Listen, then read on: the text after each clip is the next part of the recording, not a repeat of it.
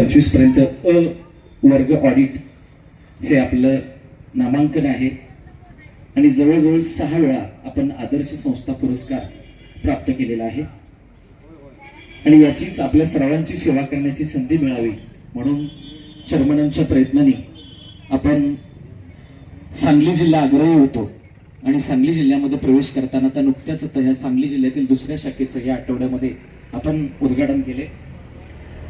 या संस्थेला नावारूपाला आणण्याचं आणि ज्यांचं 100 शाखा स्थापन करण्याचं आणि या महाराष्ट्रभर लोकांची सेवा करण्याचं स्वप्न जे आमचे माळीसाहेब चेअरमन आहेत यांच्याविषयी मी थोडीशी माहिती सांगतो आणि मग आपण पुढच्या कार्यक्रमाला जाऊया।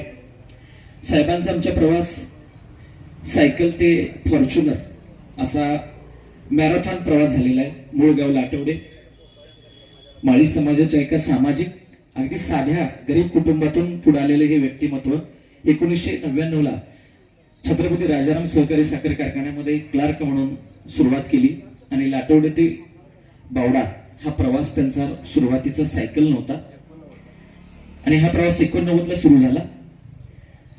सुरुवातीला त्यांनी 1999 लाच गावामध्ये जय शिवराय दूध डेअरीची स्थापना केली। आज आंबपमध्ये त्याची दुसरी शाखा आहे। 2002 ला जयवंत हायस्कूल लाटवडे या नावानं त्यांनी ग्रँटेबल हायस्कूल स्थापन केलं। जयवंत हायस्कूल लाटवडे आज 5वी ते 10वी या ठिकाणी या हायस्कूलची स्थापना आहे। विशेष म्हणजे पूर्ण मोफत फी हे त्यांचं वैशिष्ट्य आहे। आज जवळजवळ 300 पेक्षा जास्त विद्यार्थी त्या ठिकाणी शिकत आहेत। कुटुंबाचा, गावाचा आणि सर्वांचा आपल्या सोबत असणाऱ्यांचा विकास व्हावा यांनी 2007 ला या सोमनाथ नागरी सहकारी पतसंस्थेची स्थापना केली। वडगाव या ठिकाणी पहिली शाखा आणि आज कोल्हापूर जिल्ह्यातल्या 15 शाखा या पूर्ण नफ्यामध्ये चालतात आणि 2 शाखा 3 दिवसापूर्वी ईश्वरपूर या ठिकाणी सुरू झाली आणि आज या बागणी या ठिकाणी। अतिशय संघर्षातून हे नेतृत्व उभा राहिलं। आर्थिक, सामाजिक सर्व क्षेत्रामध्ये त्यांनी उभारी घेतली।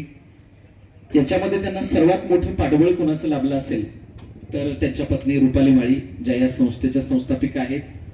माझी पंचायत समिती सदस्य, एक लोकप्रिय सदस्य म्हणून सुद्धा त्यांनी काम केलं आणि गुंतवणूक असणारा उद्योग उभा केला आणि आज यामध्ये 40 उत्पादनं आपण तयार करतोय।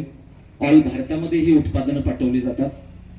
जवळजवळ 50 ते 60 स्थानिक महिलांना आपण तिथे रोजगार दिलेला आहे आणि ज्यावेळेस त्यांच्या लक्षात आलं की जागतिक बाजारपेठेत आपण जायला पाहिजे आणि म्हणून हाच जो 40 उत्पादनाचा प्रोजेक्ट आहे ज्यामध्ये मोस्टली मँगोचं उत्पादन होतं, त्या प्युअर मँगोसाठी आता मेंचेर या ठिकाणी त्यांनी 12 कोटी गुंतवणूक